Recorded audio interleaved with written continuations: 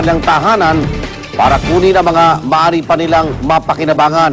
Narito ang report ni Tricia Zafra. Nagngangalit na apoy ang gumising sa mga residente ng dalawang barangay sa Malabon City nitong Huwebes ng madaling araw.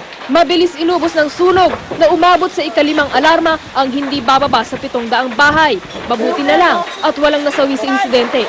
Libo-libong residente ang nagpalipas na magdamag sa kalye sa kasagsagan ng sunog. Natutulog kami, may sumigawan sunog. Tayuan kami. Tapos sabi ko, kung malaki na, ibaba natin lahat ng mga bata. Mga bata lang una isip, mga gamit to, wala. Maliwanag na nang maapula ang sunog pasado alas 7 ng umaga. Mahigit 200 pamilya ang pinatuloy ng lokal na pamahalaan sa Panghulo Elementary School na nagsilbing evacuation center. Di masukat ang panlulumo ng mga biktima. 7 taong gulang daw noon si Mona Senisa nang unang masunog ang bahay nila rito. Di siya makapaniwalang naulit ito ngayon, kasama na ang 1 taong gulang na anak. Panawagan po sa Tulong po. Yun lang. ano po yung mga kailangan? Damit po, pagkain. Agad namang dumating ang tulong mula sa GMA Kapuso Foundation para sa mga nasunugan. May ilan namang piniling manatili at bantayan ang natira sa nasunog nilang bahay. Ang iba, nag-imis na mga gamit at materyales na pwede pang maibenta o pakinabangan. Ang ibang walang-wala talagang naisalba, maski basurahan, nilangoy para makahanap ng makakalakal. At sa gitna ng hirap na ito ng mga nasunugan, may ilan pang tinangkang nakawan ang mga biktima. Agad naman silang nahuli. Iniimbestigahan pa rin ng mga bumbero kung paano nagsimula ang sunog. Para sa unang balita, Tricia Zafra reporting.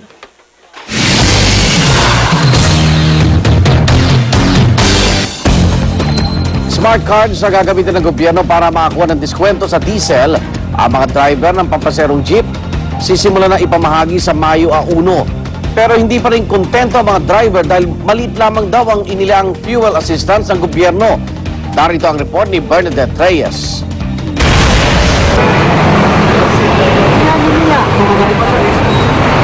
Sabay sa inaasahang malakihang mga protesta ngayong Mayo 1, ireregalo na sa wakas ng Department of Energy ang mga espesyal na card na magbibigay diskwento sa langis para sa mga jeep. Pero hindi na kada litro ang diskwento. Sa halip, 1,050 pesos para sa buong buwan ng programa na pwedeng gastusin ng minsanan o kaya'y pautay-utay. 150 pesos naman ang discount na pwedeng makuha ng mga tricycle driver. Pero hindi pa tiyak kung bibigyan din sila ng card. Sa kabila ng ayuda mula sa pamahalaan, hindi raw nito mapipigilan ng mga jeepney driver na humiling ng dagdag singil sa pamasahe. Maliit na halaga lang daw kasi kung tutuusin ng 1,050 pesos na assistance kada buwan. Ang halagang yan, makakabili lang ng mahigit 22 litro ng diesel para sa mga jeep. At sa bawat pagmahal ng presyo ng bilihin, pakonti ng pakonti ang dami ng langis na pwedeng mabili ng binigay na financial assistance. Hindi tulad kung kada litro ng langis ang diskwento. Kung yun lang iabot nila, mas maganda. Dagdagan man nila o ano pa, gusto namin mas malaki. Nabaratan din sa DOE ang ilang tricycle driver dahil sa liit ng ayuda. Yung 150 na yun kada buwan, kulang yun kasi ang gasolina namin araw-araw, 200. Kaya naman solusyon ng Pasang Mazda, magsumiti na ng petisyon para itaas ang singil sa pamasahe. At ang ipinamimigay na financial discount, bakit hindi na lang ipunin at ilagay sa modernization program para sa mga jeep?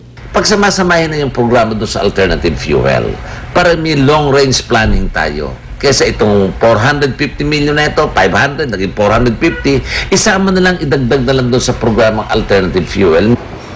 Sabi naman ng piston, mas malaki ang madidiskwento kung tatanggalin na lang ang VAT. Sa Pantawid Pasada program daw, mahigit piso lang ang matitipid nila kada litro. Pero kung tatanggalin daw ang VAT, mahigit 5 piso ang mamimenos nila kada litro. Mahigit 5 piso ang mamimenos pag nagkataon, kontra sa mahigit piso na matitipid sa Pantawid Pasada program. Paliwanag ng DOE, limitado rin daw kasi ang budget ng gobyerno. If the prices spike again and we have the resources to do it, we can decide to give more assistance. Kung may card sa mga jeep at tricycle, pinag-aaralan naman ang pamimigay ng discount ID o coupon sa MRT at LRT.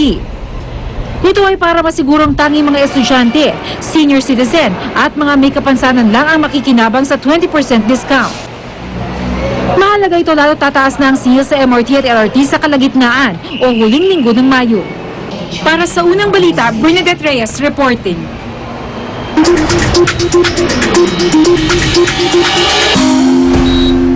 Bilang ng tinamaan ng diarrhea sa Bataraza, Palawan, umabot na sa 120. 20 naman ang kumpirmadong nasawi. Hinala ng Department of Health, cholera ang sanhi ng diarrhea outbreak sa Bataraza.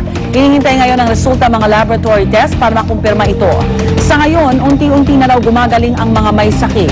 May treatment camp na rin sa Bataraza para tumulong sa mga biktima.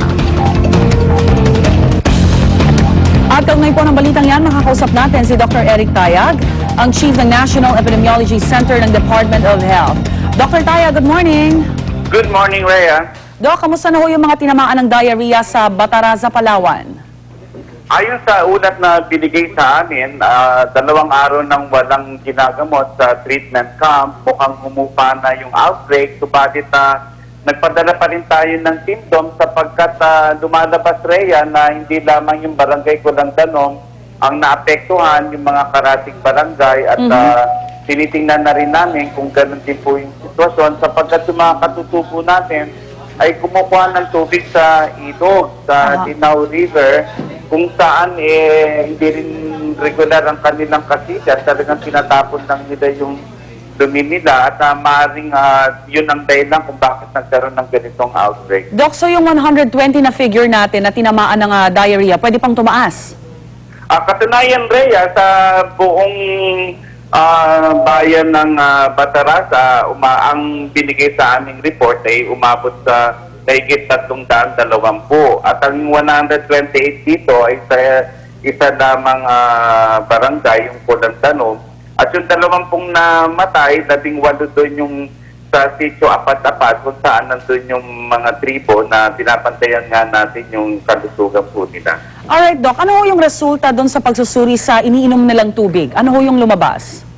Wala pang resulta kasi nahihirapan kami sa medyo may kalayuan nga yung lugar. Nilalakad pa to ng 4 na oras doon sa poblasyon. Ang importante dito, nagpapakulo na sila ng tubig. Tinitingnan natin kung sino yung merong dehydration na agapan natin kaagad. At para na sa ganoon ay hindi kumalat ito sapagkat alam naman natin na ang cholera ay kung talagang cholera yan, mabilis pong kumalat. Pero Doc, may sapat naman silang gamot doon po sa lugar nila? Nagdala kami ng maraming gamot po roon at naniniwala kami na iinumin nila yon at pinapantayan bawat isang kaso doon sapagkat doon sa ulat namin, pinakabata 7 buwan hanggang sa 85 years old yung tinamaan at 45% ay wala pang 5 taon. Alright, Doc, sa kapakanan po ng ating mga manonood, tama ba ang cholera makukuha talaga sa maduming tubig? Hindi lamang sa maruming tubig, kung hindi tayo naghuhugas ng kamay, Rhea, pwede makahawa tayo sa iba nating kasamahan, kasama na yung pagkain kinakain po natin. Alright, panghuling mensahe na lang po para maiwasan po yung mga ganitong kaso dito sa Metro Manila at sa ilan pa nating mga kababayan. Okay, ugaliin po maghugas ng kamay at kung may nagsususpekta po kayo na marami yung tubig nyo, magpakulo kayo kaagad, pwede rin po kayong magpa-examine ng tubig para makasiguro at siguraduhin po na talagang maging sa pag-aayos ng pagkain ay maayos po yung ginagawa natin. Kaya gusto ko rin pahabol, tuloy-tuloy yung bakuna natin sa tigdas, buong bansa po yun. 9 months hanggang 7 taon bago tumunto ng 8 taon. 1 buwan po yan, huwag niyo sayangin pagkakataon. 2-in-1, measles at German measles, libre po. Libre po buong bansa. Libre. Alright, Dr. Tayag, maraming salamat po sa inyo at magandang umaga. Magandang umaga. Dr. Eric Tayag, ang Director ng National Epidemiology Center ng Department of Health.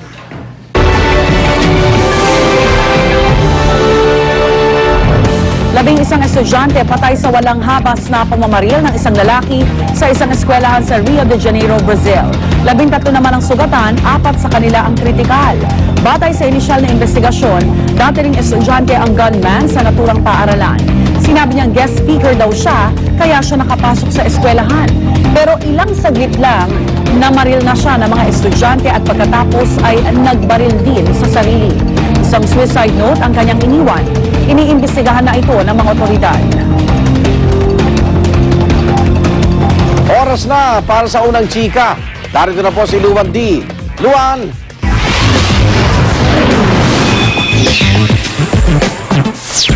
Thanks, Igan. Una po sa chikahan natin today, si Jennifer Lopez na gusto raw sana magkaroon ng world tour. Pero kailangan pa raw niyang planuhin itong mabuti. Sobrang hectic kasi ng schedule niya ngayon.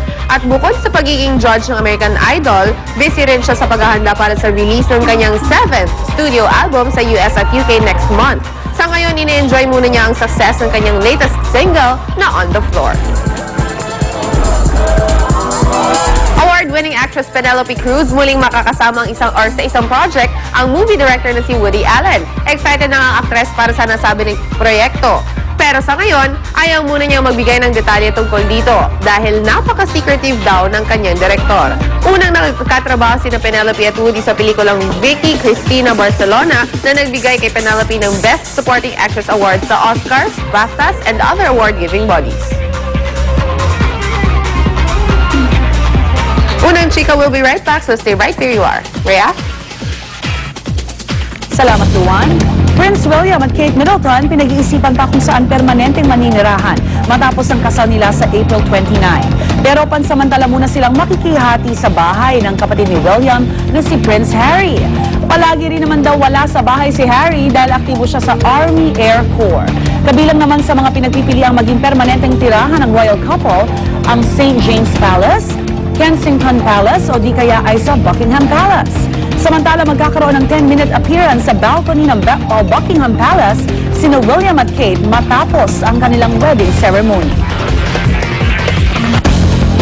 Pakibalita tayo sa latest sa lagay ng trapiko at kasama po natin si Miss Lala Roque. Lala.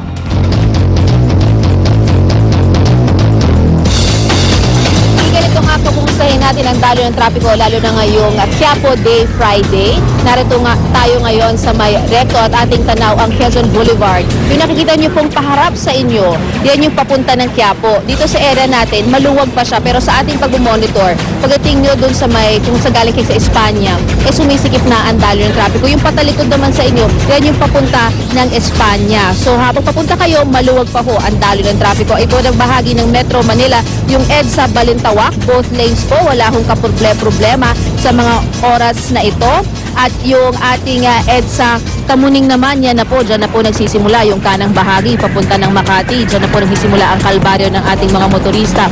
Pero yung kaliwang bahagi po papunta ng Monumento ay maayos pa naman sa mga oras na ito. At ang Ortigas Avenue, yung kaliwang bahagi going to EDSA, moderate. At yung kanan naman po ay going to Rizal, ay maluwag pa rin naman po ang daloy ng trapiko sa mga oras na ito. At Biyernes po ngayon, meron pa rin tayo ang number coding 9 po ang bawat sa kalsada simula alas 7 ng umaga. At yan ang latest sa traffic. Balik sa'yo, Igan. Salamat, Lala. Tirin namin mamaya dalawang suspect sa pag-hold up patay sa shootout sa Sampaloc, Maynila. At isang lalaki patay matapos masagasaan ng taxi habang tumatawid sa East Avenue, Quezon City. At punta na po natin sila Lina Drew yan po sa kanilang weekend market sa panulukan ng EDSA at Quezon Avenue. Kailangan pumunta dito dahil meron silang ginogrow na organic cocoa